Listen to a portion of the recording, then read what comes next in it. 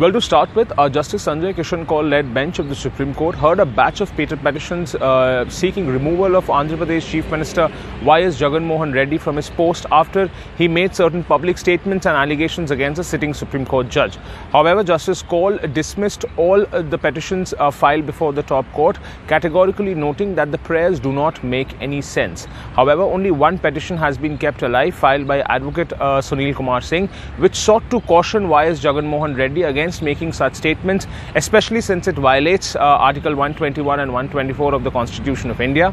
The petition also urges the court to issue a notice to Y.S. Jagan Mohan Reddy and seek an explanation as to why action should not be taken against the Chief Minister. However, no notice has been issued on the case, and the petition has been tagged along with a pending petition in the Supreme Court in which a gag order imposed by Andhra Pradesh High Court was recently vacated by a Supreme Court bench. A Justice Ashok Bhushan-led bench of the Supreme Court took up the Rajkot fire tragedy case in which it had taken suo motu cognizance last Friday. The court primarily told Gujarat government that it was not happy with the affidavit filed by the state government, since the state government had painted a picture that everything is well and good in the state, whereas the chief electrical engineer of Gujarat government itself had said that there are certain wiring issues which has been done in the hospitals.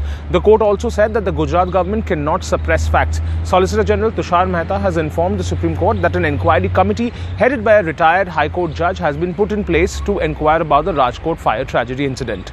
A Supreme Court bench led by Justice Sanjay Kishan Kaul dismissed the petition filed by former ICICI Bank Managing Director Chanda Kochhar against the Bombay High Court verdict of March this year, in which the High Court had upheld the termination of Kochhar from ICICI Bank. It was primarily argued by senior advocate Mukul Rohatgi that Chanda Kochhar could not have been terminated from ICICI Bank unless there was a prior approval from the Reserve Bank of India. Well, in an interesting development, Justice L. Nageshwara Rao-led bench of the Supreme Court had to caution a lawyer from appearing shirtless in the courtroom proceedings. The court primarily noted that it's been over 7 to 8 months since video conferencing facilities have started, and lawyers are still appearing shirtless in courtrooms, and that it was a reckless behavior.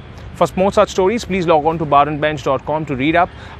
Don't forget to subscribe to Bar and Bench and like us on social media. Stay tuned for tomorrow's updates.